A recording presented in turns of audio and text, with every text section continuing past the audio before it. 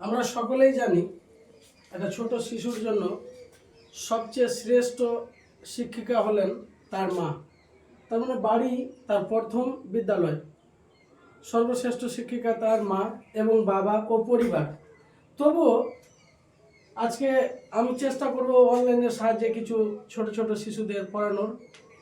আপনারা অবশ্যই আমার ফেসবুক পেজটাকে ফলো করবেন। আজকে আমি বর্ণ এই টপিকটা নিয়েই আলোচনা করব। বর্ণ বর্ণ কাকে বলে? বিভিন্ন ধ্বনিকে লেখার সময় বা নির্দেশ করার সময় যে চিহ্ন ব্যবহার করা হয় তাকে বর্ণ বলে। বর্ণ, বাংলা ভাষায় বর্ণ মোট 50টি। বর্ণ দুই প্রকার, যথা স্বরবর্ণ আর ব্যঞ্জন। স্বরবর্ণ কাকে বলে?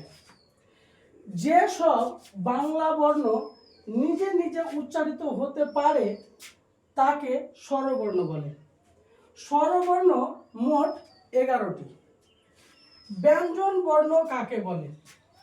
যে সব বাংলা বর্ণ নিজে নিজে উচ্চারিত হতে পারে না, স্বরবর্ণের সাহায্য নিয়ে উচ্চারিত হয় তাকে ব্যঞ্জন বর্ণ বলে।